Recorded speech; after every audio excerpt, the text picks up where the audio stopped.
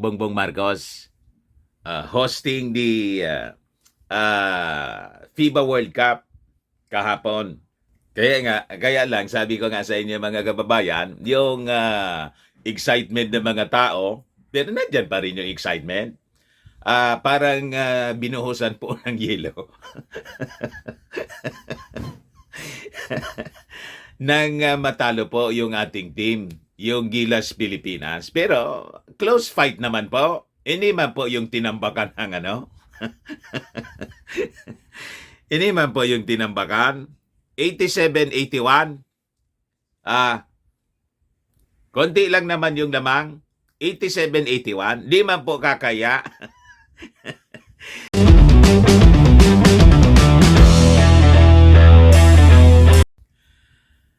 Kamusta po mga kababayan? Luhaan pa rin.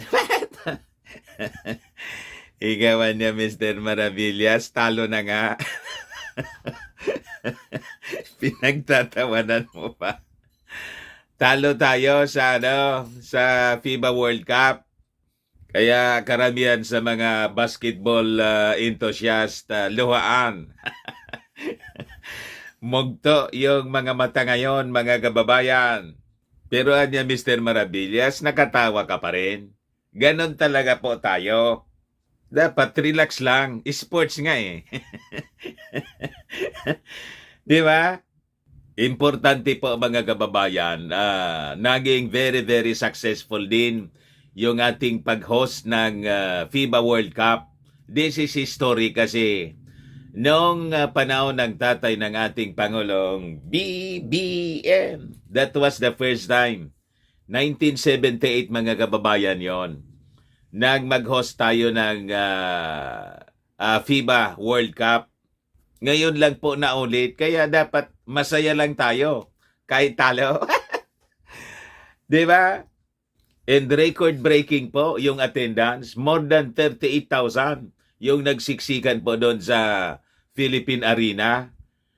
Sinuspend nga po ng ating Pangulong Bongbong Marcos. Talagang expected yung classes sa Metro Manila para bigyan ng daan ang mga mamamayang Filipino na makapag-enjoy, mga kababayan, dito sa historic hosting natin ng FIBA World Cup. Kaya lang, talo yung Gilas.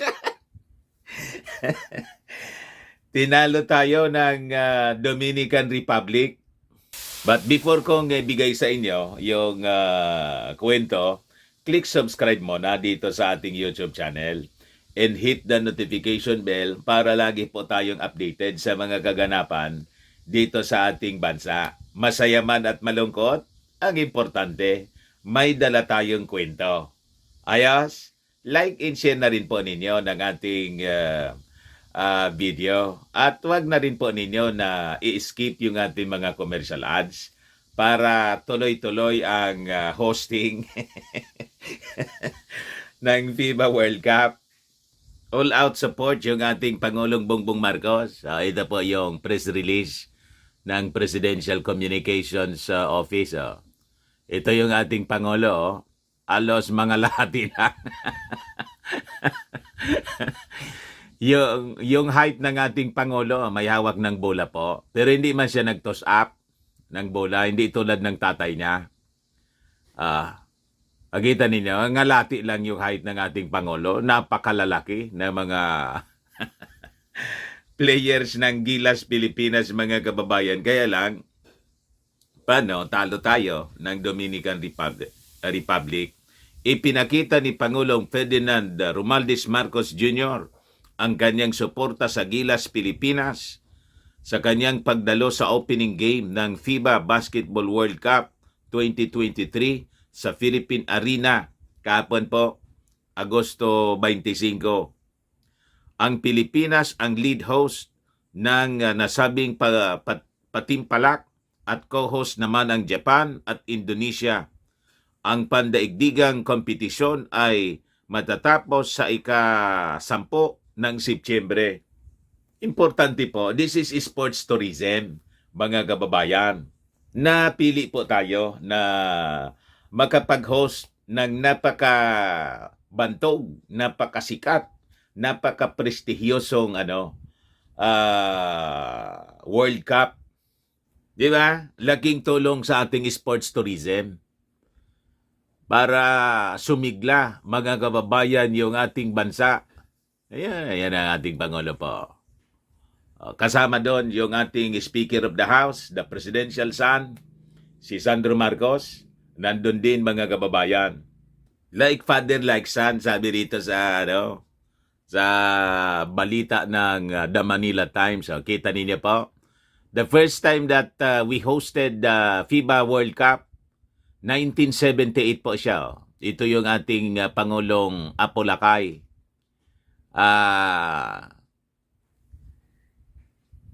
Siya yung nagtos ng bola. Sabi rito, President Ferdinand Marcos Jr. will do what his father, former President Ferdinand Marcos Sr. did 45 years ago. Siya yung nag-host, mga kababayan tayo, 45 years ago ng FIBA World Cup. The President will attend the opening of the biggest basketball spectacle today, August 25 at the Philippine Arena in Bocaue, Bulacan. Sabi rito sa balita. Very historic po yung event. Ito yung kanyang tatay noong panahon, si Apo Lakay. Di ba? At dito naman yung Junior. Yung ating Pangulong Bongbong Marcos hosting the FIBA World Cup kahapon. Kaya lang, sabi ko nga sa inyo, mga kababayan, yung excitement ng mga tao, pero nandyan pa rin yung excitement. Parang binuhusan po ng yelo. Nang matalo po yung ating team, yung Gilas Pilipinas. Pero close fight naman po. Hindi man po yung tinambakan ng Hindi man po yung tinambakan. 87-81. Konti lang naman yung lamang. 87-81. Di man po kakaya. Sabi dito sa balita, Gilas loses to Dominican Republic in FIBA World Cup. Heartbreak. May heartbreak pa talaga. Heartbreak. Siyempre, malungkot talaga po. Pero sabi ko nga po, wag na kayong malungkot. Importante, masaya tayo na masaya pa rin tayo na nakapag-host tayo after 45 years. It is a great honor, mga kababayan, na mapasama sa mga bansa hosting the world, the FIBA World Cup. Para niya, Mr. Maravillas, nililibang mo yung sarili mo, pero parang gusto mo nang umiyak. Kagabi, medyo gusto ko talaga para akong maiiyak. Di ba? Nakalipas na po yung aking tears of joy na po ito. Yung aking luha po, mga kababayan, nakalipas na po. Anyway, ibigay ko pa rin sa inyo yung kwento kahit malungkot. With Jordan Clarkson fouling out late, Gilas Pilipinas is spattered against the Dominican Republic 87-81. Konti lang naman po. 87-81 yung score po. 87 sa Dominican Republic, 81 sa atin. In its 2023 FIBA World Cup debut kahapon pong kagabi, sabi rito, Clarkson finished with 28 points, 7 rebounds, and 7 assists before fouling out in the final 3:32 of the contest of at the Philippine Arena. Junmar Fajardo added 16 points and 7 rebounds, while Dwight Ramos had 13 points and 6 rebounds in the losing effort before a record 38,115 spectators. Talo natin yung sa Toronto, Canada. 32,000 plus lang po doon. Sa atin, 38,000. Mga kababayan, talagang dito pinapakita natin na ang Pilipinas, kahit tayo maliliit, may mga nangomentaryo. Bakit kasi niya napakahilig na mga Filipino sa basketball? Ang iiksi naman. Lahat tayo ni Yoktan. Si Yoktan po, si Ophir po, talagang maliit na tao. Ito yung size natin. Bakit niya hindi na lang tayo mag-concentrate sa boxing? Ibigay lang po natin ang hilig ng ating mga kababayan. Sports nga po eh. Laro lang to. Kasi niya sa boxing, tulad ni Manny Pacquiao, talagang magagaling yung mga boxers natin. Kinikilala tayo sa buong mundo. Pero yung size natin eh. Yung height natin maiksi. Sa basketball niya, medyo mahirapan tayo. Sige lang po tayo, mga kababayan. Importante nag-enjoy ang bawat isa. Di ba? Alam po naman ninyo, kahit sa barangay may basketball eh. Napakahilig ng ating mga kababayang Filipino sa basketball. At pasasaat darating din yung panahon na mananalo tayo. Di ba? Sabi nga, go lang ng go. Di ba? Di man yan sa height, kundi sa bilis at galing. Yung ang MVP ng Amerika sa NBA, maiksi yun. Nakalimutan ko yung pangalan nun. Hindi man masyadong mataas. NBA player po. Pero napakagaling. Kuha na lang ninyo. Comment na lang ninyo mga kababayan kung anong pangalan nun. Naalala ko na si Stephen Curry. Hindi man po masyadong mataas. 6'4" yan yata yung height niya. Pero napakabilis niya, di ba? At napakagaling. Yung sa Team Warriors po. So yun mga kababayan, importante, nag-enjoy rin tayo mga kababayan na mga Filipino. So, sabi dito, maganda naman yung laro ng team. May mga lapses lang talaga. Kailangan lang namin i-correct yon. So bounce back kami next game, sabi ni Fajardo, the Philippine Basketball Association 6-time most valuable player, sa interview ng mga reporters. So sabi niya, sayang lang talaga. Kailangan talaga kasi si JC sa endgame. Fajardo added of Gilas being without Clarkson just as when it was trying to get back into the game. So sabi niya, it happens in basketball, said Fajardo's front court mate AJ Edo, who finished with 7 points, 5 rebounds, and 2 blocks in his men's team debut. The nature of this tournament is you give it all in one game and then you get a quick rest, quick recovery, and you're back again competing at that level. So yeah, we'll just have to go back and focus on the next game. Ganon lang po. Tira lang ang tira. Di ba? Sports lang lagi. Ngayon, sabi po ni Speaker Martin Romualdez, this is a moment of pride niya para sa ating mga mamamayang Filipino.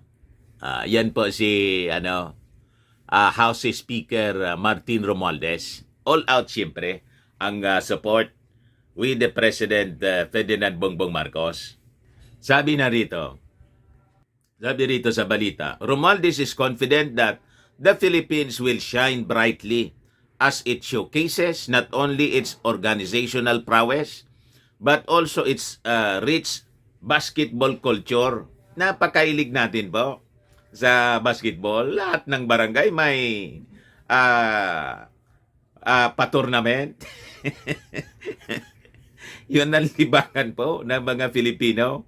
It is a moment of pride that Manila will be at the epicenter of this grand tournament, hosting the medal rounds in offering a stage for basketball giants from all over the globe. Yun ang importante doon, mga kababayan. So the Philippines will be co-hosting the world's premier basketball event alongside Indonesia in Japan. We have eagerly awaited this opportunity for years, Anya. And now the time has come for us to share our enthusiasm with the world. We are not just hosting a sporting event, Anya. We are inviting all to experience a piece of our culture, our joy, our unity, and our pride. Sabi mga kababayan ni Martin Romualdez. Romualdez also expressed his gratitude and extended his best wishes to all the teams participating in this global tournament, especially to the 12-member Gilas Pilipinas, na kahit po natalo, proud pa rin tayo ng mga mamamayang Filipino sa Gilas sa Pilipinas. Sabi niya to the teams gracing our courts, thank you for being an integral part of this historic event. Whether you are competing in your initial rounds in Manila, Jakarta, or Okinawa, rest assured that the energy, spirit, and passion for the game resonate just as strongly across all venues. Sabi niya, as we draw closer to the climax of this tournament, we anticipate a crescendo of emotions and remarkable talent on display in an exhibition of basketball artistry, all culminating on September 10th in Manila. The House leader also expressed his hope that the sporting event would serve as a unique opportunity to create indelible memories, witness extraordinary plays, and foster friendships that transcend borders. Iyon ang importante doon, mga kababayan. Ang pagkakaibigan ng bawat isa sa pamamagitan nitong sporting events. Di ba? Medyo gumaana yung inyong pakiramdam. Parang nililibang lang na anya ninyo, Mr. Maravillas, kami kasi talaga niya masama yung loob namin. Ayos lang yan. Diretso lang tayo sa pag-cheer sa ating mga teams. 'Di ba? Sa ating team na kasama dito sa tournament na 'to. Hanggang sa pagtatapos sa susunod na buwan, September 10 po. Ayan man lang, mga kababayan, para malibang naman tayo. Laging mga tungkol sa West Philippine Sea at mga problema sa Manila Bay.